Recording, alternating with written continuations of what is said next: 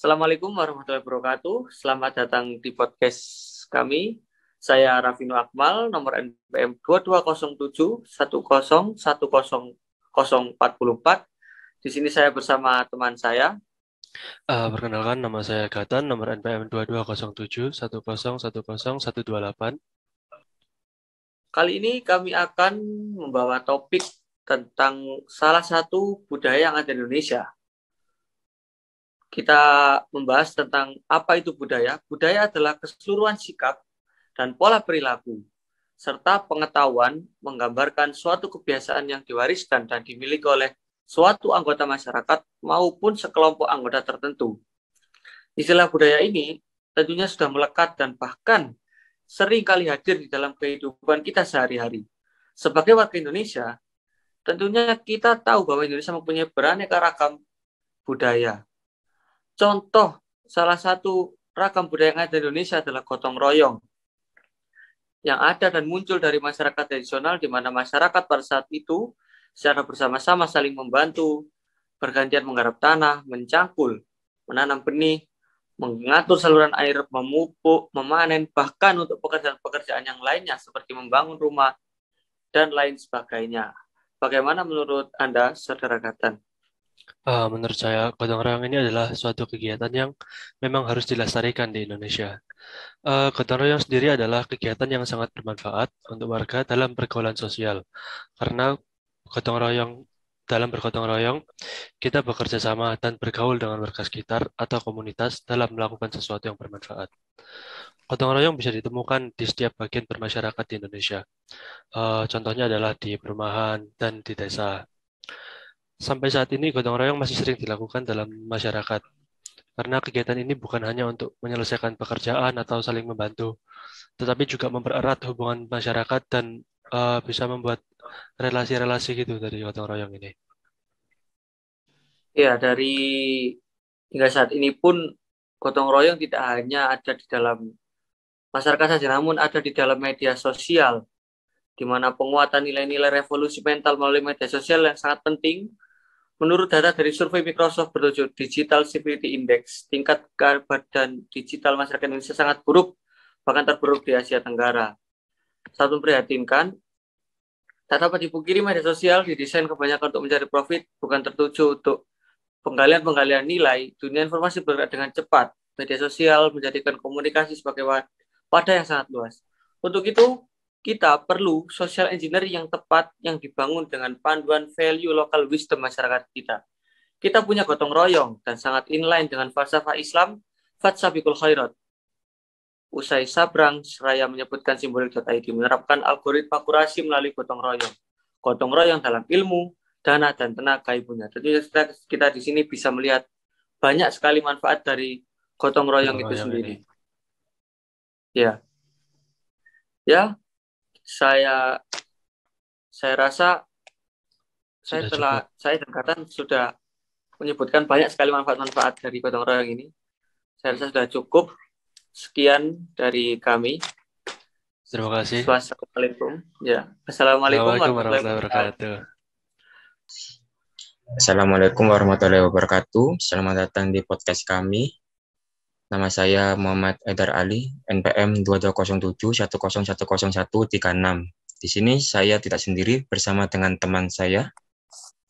Halo, nama saya Fauzan Arif Ramadan dengan NPM 2207 1010 201. Di sini kami akan membahas tentang nilai-nilai Islam dalam budaya Indonesia. Oke, Aidar, Ya, tentang nilai-nilai kebudayaan ini, saya ingin bertanya, menurut kamu Islam itu datang dari mana? Islam itu datang dari Arab. Dia datang ke Indonesia lengkap dengan seni dan kebudayaannya. Maka dari itu Islam tidak lepas dari budaya Arab. Nah, Oke. menurut Saudara Fauzan, nilai-nilai Islam dalam budaya Indonesia itu apa sih? Menurut saya nilai-nilai budaya Indonesia ya, saya Islam memiliki unsur yang khas dibandingkan dengan agama-agama yang datang sebelumnya. Contohnya seperti Hindu atau Buddha. Dan banyak masyarakat, khususnya para pelajar yang sepertinya kurang tertarik dengan sejarah negara, apalagi peradaban Islam.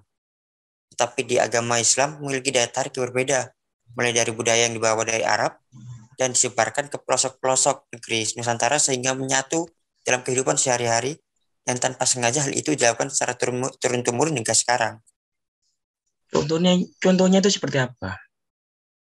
Contohnya yang ada di zaman sekarang atau sedang dilakukan saat di zaman sekarang ini seperti halal bihalal, keselamatan, dan juga kitanan.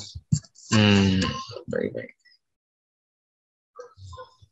Oke. Berkaitan dengan nilai-nilai yang telah disebutkan, apakah ada nilai-nilai Islam pada kebudayaan lain? Menurut kamu gimana? Oh, menurut saya nilai-nilai yang ada pada kebudayaan lain adalah ada. Nilai-nilai Islam juga dapat dikemukakan yaitu sesuai dengan perkembangan zaman, terutama pada ciri dan corak yang ada pada bangunan masjid di Indonesia yang juga mengalami tumbuh kembang, baik terdiri dari masjid tua maupun yang baru dibangun. Perkembangan budaya Islam yang terdapat pada masjid secara nyata dapat ditujukan yaitu adanya masjid-masjid tua yang kemudian diperbaiki dengan ditambah konstruksi baru atau mengganti tiang-tiang kayu dengan tiang batu atau beton, lantai batu dengan ubin dan dinding sekat dengan tembok kayu. Oke, saya mulai mengerti. Jadi kesimpulannya seperti Islam adalah agama rahmatan lil alamin, dapat dilihat dalam segala aspek ya. Kehidupan masyarakat di Indonesia, baik dalam aspek sosial, politik, ekonomi, dan agama. Sehingga nilai-nilai Islam, terutama yang terdapat dalam kehidupan atau kebudayaan Indonesia, secara keseluruhan tidak dapat dihindari. Hal ini sebagaimana telah dikemukakan pada pembahasan tentang kebudayaan Islam yang ada di Indonesia. Oke. Jadi menurut saya ini sudah cukup. Kami pamit undur diri. Wassalamualaikum warahmatullahi wabarakatuh. Waalaikumsalam warahmatullahi wabarakatuh. Assalamualaikum warahmatullahi wabarakatuh. Waalaikumsalam warahmatullahi wabarakatuh. Di sini kami berdua akan mendiskusikan suatu kasus yang terjadi karena gesekan agama di Indonesia. Dan kasus itu kita perkenalan dulu, kita ini siapa? Oh iya. Siapa ya kita ya? Iya. Perkenalkan, nama saya Muhammad Divo Perdana Putra, NPM 220710122. Dengan teman saya di sini, dengan Mas. Nama saya Dito Ardianto Syahta dengan NPM 22071010172.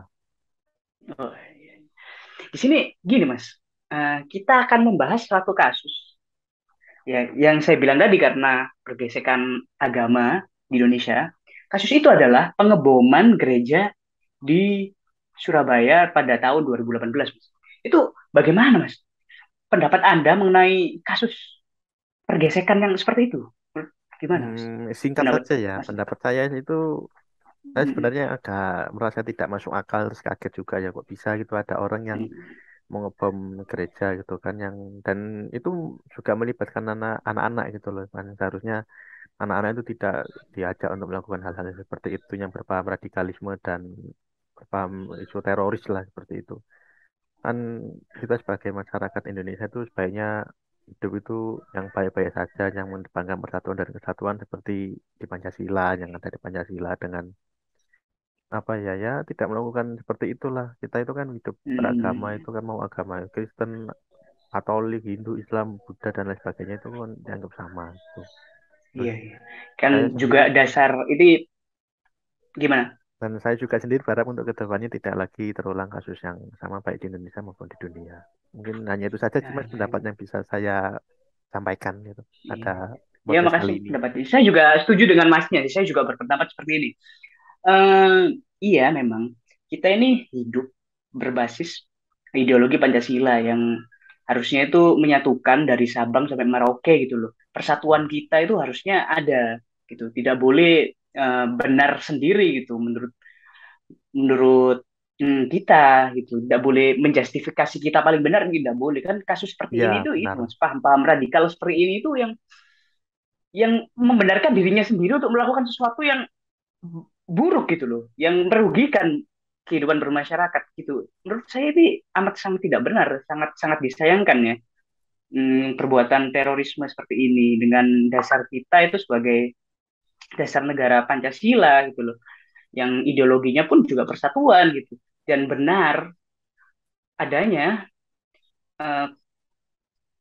ya benar adanya radikalisme itu juga tidak seharusnya ditempatkan pada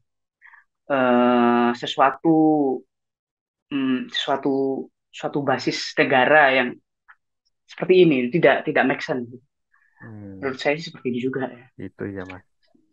Iya ya.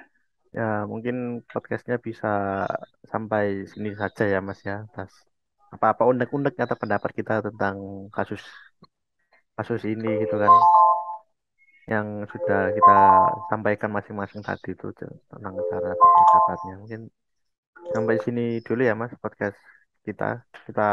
Iya. Kalau gitu kita akhiri. Terima kasih atas waktunya, terima kasih atas perhatiannya. Wassalamualaikum warahmatullahi wabarakatuh. Terima kasih. Ya, Waalaikumsalam warahmatullahi wabarakatuh.